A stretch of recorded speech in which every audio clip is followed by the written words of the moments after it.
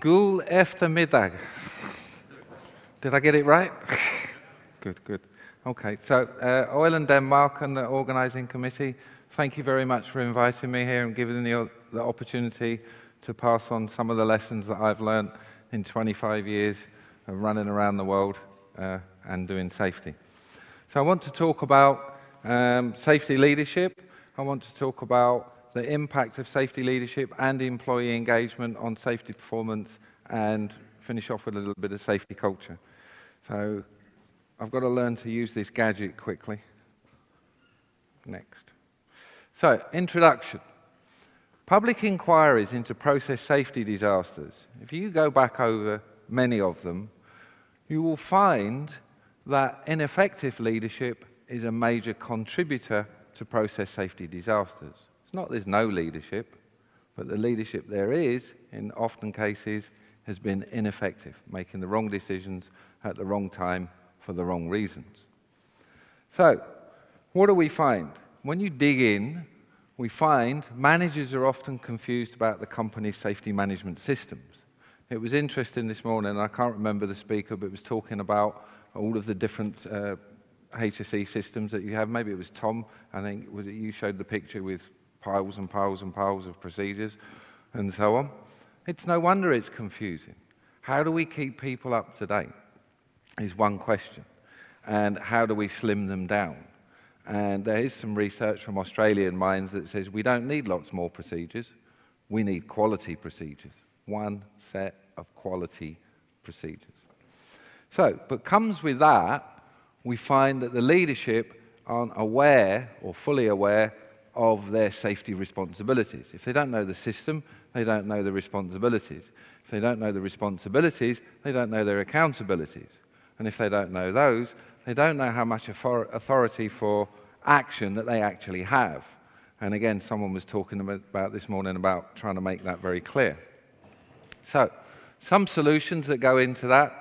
A comprehensive behavioural safety leadership competency matrix. So we're talking about competency. Competency comes in three parts. So we have knowledge, what the knowledge we try and impart to people in their domain. We give them, or try and give them, the opportunity to act upon that, to gain the skills and the abilities to be able to enact that knowledge. And then we have an enabling environment to enable them and to support them as they do. So competence is actually three forms. So we need to do that. You can overlay the four issues that we've got there that's rife throughout most industries, not just the oil and gas. And we can overlay that against 8 or 9 types of leadership behavior that we would like to see. And in the space, in the empty cells, you can fill in for your own organization what you think the appropriate behaviors are to be able to give people the competency they need. We then need to provide training on the elements contained in the safety management system. In my experience of running around the world and talking with lots of HSE guys, and I do lots of workshops, I've just been in Asia most of this year already, and I ask the guys, what does your safety management system look like? What elements does it contain? Some of you call it components or categories. What does it contain? And people look at me blankly. What do you mean? I'm saying, well, there's certain elements in your safety management system. What are they? What's the names of them and what are you trying to do with them? I don't know. And in one particular example, at the beginning of the year, we were in a room like this, and as you walk into the room, all 13 elements were spelt out on a poster just by the door.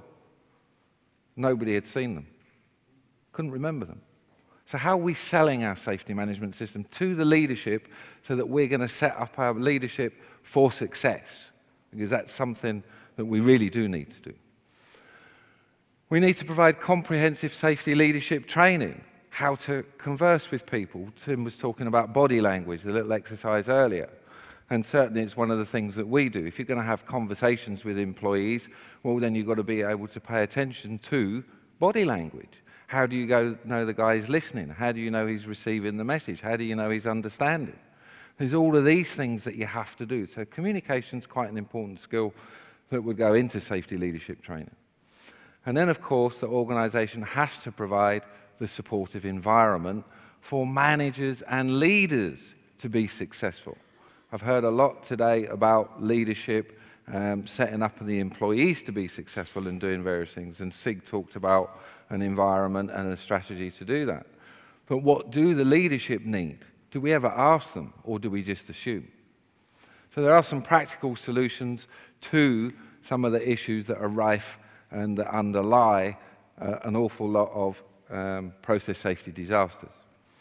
Now, when I was invited to come here, I was told that Ivan is going to be here. Ivan, as Tim's just told you, was my professor when I got into doing my PhD in safety. And I haven't seen Ivan since those days, so it must be 25 years or so, a long, long time. So as soon as I knew Ivan was going to be here, I suddenly turned into a student of 25 years ago. Okay? Well, I know what I want to say, but I better have the evidence, because Ivan's going to say to me, where's the reference? Back it up. So I did. And what I did is I went through the very recent meta-analytic literature on leadership, safety leadership in particular, and let the model develop itself, as it were. And I just found the papers, went through them, looked at the correlations, and I was looking at the different types of leadership. And this is what I found. We find we have transactional leaders. Transactional leaders are people who monitor people's performance, give feedback, punishment, rewards, or however you want to look at it. That's transactional leadership in a nutshell. Then we have transformational leadership, where leaders set a vision, they set goals, they set milestones, they're usually very charismatic, and they cascade down those kind of vision and that down through the line management structure, which is very interesting. But then we have servant leadership. Now, I remember Chevron 10 years ago had paid for 2 girls to go to Vietnam to do a PhD on servant leadership and the impact of servant leadership on performance. And I heard it at a conference many, many years ago. And when I looked in the literature, it was very interesting. I only found 1 or 2 papers that talk about servant leadership. So servant leadership is about facilitation. What can I, as your leader, do for you? What do you need from me to set you up for success? What is that? And whatever that is, whatever is within my power, I will go away and try and facilitate. It's how I run my company. Facilitate. What do you need from me? So it's very interesting. Now, I wanted to look at the impact on which one's best for employee engagement, which one's best on safety performance, and so on. And it is interesting. So we find that transactional leadership has a direct impact on levels of safety behavior. It has a direct impact on employee engagement, as does transformational leadership. The interesting one is servant leadership, where servant leadership, the correlations, if you look at the numbers, they're correlations and associations between the different variables. And we've got quite a strong, much, much stronger relationship from facilitation to developing a supportive environment, which in turn has a bigger impact on bringing about employee engagement. They all help. And I guess there's another theory of leadership they call situational leadership. Depending which one of these in the situation you're in would probably affect which one of these types of leadership you adopted at that particular moment in time. So we're all likely to use all 3 types of leadership. But they all lead and help build employee engagement. Now, employee engagement leads to safer behavior. If we involve people in safety, they get committed to it. They buy into it. The Hearts and Minds campaign that Shell does, that's what it's about, buying into safety. Ben was talking about commitment earlier.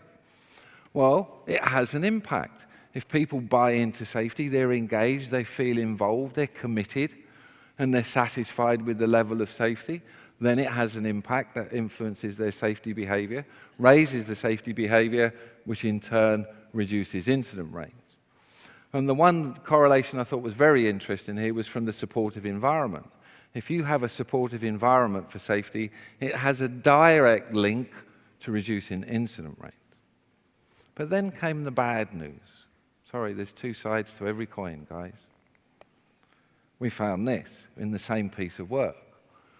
We found that the presence of hazards and risks. The more hazards and risks you have in the working environment appears to neutralize or suppress the effects of safety leadership on the supportive environment. It kills the supportive environment you're trying to create. It reduces employee engagement. It reduces levels of safe behavior and increases the incident rate, which is very, very interesting. So what's one of the reasons what stops people getting involved in safety? I'll write, not up a close call, sorry, I'm just trying to think. Something's gone wrong. I write it up, this needs fixing.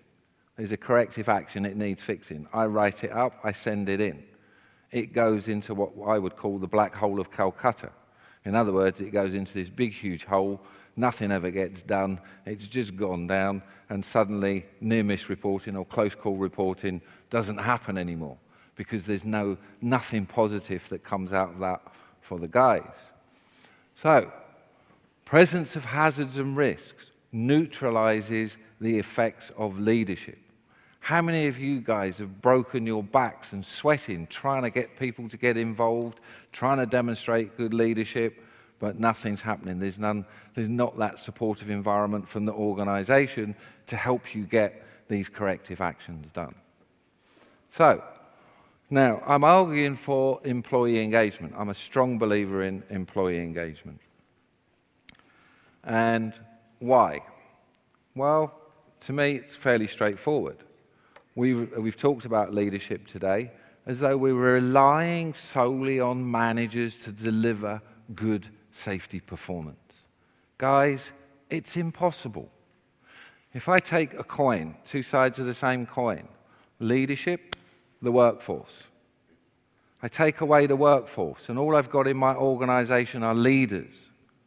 What have I got?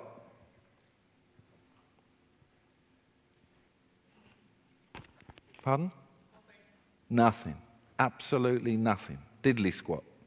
Too many chiefs, not enough Indians. Bring back the workforce. I take away leadership. What have I got? Chaos. For a small while. Because in every workforce, the informal leaders will rise to the top and start taking over the positions and start taking the decisions and helping people do things. So it's an interesting salutary lesson. We need both sides to be able to make this work, to make and get a world-class safety culture, world-class safety performance. We need both sides. We need managers to provide the resources, the direction, everything that goes in and all the things we do now, but we need the guys to buy in that and do their part too. We need them to report. And as you know as well as I do, the reporting of close calls in many organizations is minimal, absolutely minimal, compared to the incident rates. So we've got to have both sides working together. And I call it a safety partnership. And it recognizes that safety is a social activity. Every single one of us, our safety is dependent on somebody else, particularly if you're out on a platform. One person makes a mistake, can take out the whole platform. We've seen it. We know it. So everybody is dependent upon everybody else. This is an example, and it's following on from Ben. It's actually the site across the road from Ben, and it's approximately the same time, 2006, 2007. It's in the Middle East. Construction of two LNG super trains. It was an ExxonMobil joint venture with Rasgas. We built a camp for 50,000 people, storage tanks and a jetty. The storage tanks, they tell me, are the largest in the world. Number of personnel on site at peak, 47,000 third-party nationals. Indians, Indonesians, Malaysian, Nepalese, Filipinos, Sri Lankans, Turks, locals, UAE from the Emirates, and a sprinkling of expats. Overall, 64 different nationalities. So there was two main contractors, French, Japanese, and we talk about cultural clashes. That was an interesting one, but it worked well. And then we have a US client, 14 subcontractors from India, from Ireland, from Italy, UAE, and the US. So we deliberately set out on this project to create a safety partnership. And in brief, this is what we did. Someone asked earlier about commitment accountabilities. We built it into the process. We asked the leadership, we'd sit down with them for an hour, hour and a half, can you identify 10 behaviours that would show you're supporting safety each and every single week? And they would come up with those, and then once a week we would ask them to tell us if they'd done it or not done it. And we would record it in the appropriate software. The workers, they had safety behaviour checklists. I believe we had over 100 different ones that focused on very specific trade activities. So we ended up, we trained the contractor project teams to design and execute the process, trained 1,500 observers, which was 2% of the workforce at the time, in observation, coaching and feedback skills, and then developed the leadership commitments for all management levels, senior management, middle management, frontline management. Here's the numbers turned in by these folks over 2 years. Workforce safety observations, 2.3 million checklists handed in, with each checklist containing roughly 20 safety behaviours. We had the visible ongoing support checklist. We asked the observers, the guys, the workforce, to tell us how much support they had received from leadership, at the same time as the different levels of leadership were telling us how much support they'd given. So it was a little cross-check in the loop. Very interesting, and you can see the numbers. Through our system, we had nearly 3,000 corrective actions completed. And then we ended up with 3% of the workforce volunteering to be observers. They were volunteers. And we aiming for 2%. We got everyone's trust, and we just built on from there. You can look at the incident rates on the man hours, and you can see very respectable indeed for what we were doing. And the longest run without an LTI, lost time injury, was 121 million man hours on a total of 240 million man hours worked. So quite impressive. But I'm a scientist in the evenings and the weekends. I'm a part-time scientist still. So I ran some multiple regressions, and I'm trying to work out what was it that led to the increase in safety behaviour, and what was it that helped control the incident rates. So we find out fixing corrective actions helps improve safety behaviour by roughly 21.5%.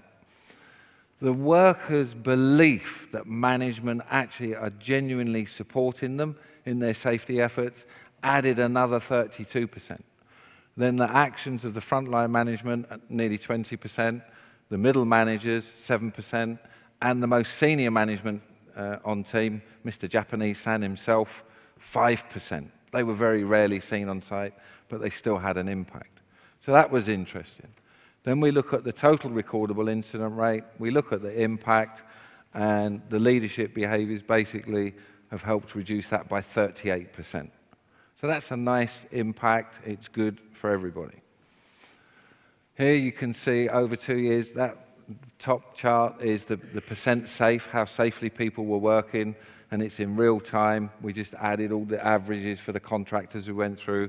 It's a monthly average, and you can see they were starting at around about 67% safe, and they ended up working 95% of the time safely. And then you can see the incident rate, the lost time incident rate tumbled from 0.14 down to 0.01 in the same time period. So we've got the evidence, we've got the data to show that it works. So, safety partnership model, what is it? Well, it's safety leadership, whether it's transactional, whether it's transformational, or whether it's servant leadership. All three of those are likely to play a part at any moment in time, whatever's appropriate. Then we come to employee engagement. What does it mean? Because people, the guys, want involvement. I've seen people at safety conferences like this, roustabouts, paid for themselves to go to the conference and ask the question, what about us? Why won't you involve us? And for the guys to be totally ignored. Everyone turns away slightly embarrassed. No one's got the answers. Why is that? What is it about this industry that doesn't welcome the involvement of the very people who run all their millions of dollars worth of equipment? What is it about safety that you don't trust them or allow them to get involved? So we have some very concrete ways of involving the workforce. Hazard ID is one of the fundamentals. We have to train all the guys to recognize hazards. And that notion of energy release is really, really good. Where's the next energy release? Is it coming from above me, beside me, underneath me? Am I going to fall? What is it? Simple way of training the guys. Why don't we involve them in the risk assessment? It's very interesting. Risk perception is culturally determined by our communities. So if you were trained as an engineer, your perception of risk will be affected by your training as an engineer. If you're a HSE guy and that's all you've ever been, you will have a view of risk that's been determined by your training as a HSE professional. If you're a worker, your perception of risk is going to be affected by your competency and, again, the domain. In a former life, I was a scaffolder by trade. I spent 10 years scaffolding, various places all over Europe. And for me, walking on a 9-inch board, a couple of 100 foot up in the air, walking a 21 without a harness, big deal. That's what I was good at. That's why you pay me. These days, I've got a hook on, I've got to do this, I've got to hold this, I've got to do that, and you've increased the risk. We had this discussion earlier. Yeah? So, risk perception. So basically what I'm saying is there's a community, our risk perception is affected by the community we live in and our background training. So when we do risk assessment, we really need to do this together. Yeah? Involve the workforce. Procedural reviews. Why don't people comply to the rules and procedures? Just maybe there's something wrong with the rules and procedures, not the people. Have you considered that? Get the guys to review it. Get them to go through the procedures, let them, and when they do that, they buy into them and they comply. They follow them. Incident reporting and investigation. How many of you have a problem getting guys to report incidents? Why? Because the whole sequence of events from incident reporting through to root cause analysis and the report at the end has its own little punishments built in one way, shape or form. I can remember on one facility, petrochemical refinery, where if you cut your finger on a piece of paper, the ambulance came, the medics would come, they would put you on a stretcher, and then they would wheel you out with all the sirens going. Does anyone want to report a cut finger? Don't think so. So, involve them in reporting and investigating. They know the jobs. They know the inside out. Capture that expertise. The development of safety education. You've got guys in this industry, been here 20, 30 years, they're getting ready to retire. Where's all that experience going? Out of the industry? Or do you get them to help you develop your safety education packages so you can pass on those lessons learned to the youngsters that are coming through? Safety guys do not know everything. We might like to think we do, but we don't. Okay? So that's an opportunity. An ownership of an adaptive BBS and observation process. Some of you have card systems, and the problem with them is you keep looking at the same thing in, day out, and safety is a moving target. As soon as you've got some behaviours under control, it's time to move on to the next ones, because they're coming back 100% safe, 100% safe. I've been in some facilities where, oh, look, we're 98% safe. How long have you been 98% safe for with this card? Oh, 3 years. Don't you think it's time to change it? Look at different behaviours? And adaptive. But the most important point of that is it's a system that the guys themselves run and own. And they've been very successful. We've got some implementations still being going 20 years. And the guys still run it, still going very successfully. And then, of course, participation in safety culture assessments, those kind of things, to get the background information to tell you what you're doing well and where your areas of opportunity are. If you get those two things, safety leadership, with your employee engagement, you're going to create safe conditions, you're going to get safe behavior, you're going to adapt your systems and get really good, highly efficient systems, which are the outcomes, and these are all, there's lots of evidence for all of these things I'm talking about here. Safety culture, you'll improve your safety culture, incident rates, productivity, reliabilities, efficiencies. An engaged employee is 5 times less likely to have an injury, 7 times less likely to have a lost time injury, and much, much cheaper in workers' compensation costs in the US. It's $64 per annum average for an engaged employee compared to $394 for unengaged employees. You save money, you get more efficient. So one of the things I saw on the conference brochure when I first looked at this was KPIs. So I figured I'll give you a few range of just some potential KPIs that you might want to use for leadership, number of safety meetings attended by senior management, the number of interactions with the workforce, the percentage of safety meetings attended by senior management, whether the safety leadership commitments are meeting targets and so on, the ratio of unsafe conditions or acts coming from management versus workforce. And I'm not going to read all of these. I'm actually going to direct you to a document where there's hundreds of these things. Okay? Again, with examples for employee engagement, number of hazards identified, number of activities risk assessed, number of procedures reviewed, number of safety training talks, toolbox talks developed by the guys, number of potential serious injuries that they've identified, and number of safe at risk, and so on. So there are KPIs. I want to talk about safety culture a little bit. Most of you have been using the calculative and Patrick Hudson's model of safety culture. It's maturity. It's an interesting model. This is a new one that's been coming out of the HSE. It's based on 2,500 companies and their safety performance. I know the guys in the lab, so I get asked to help out here or there.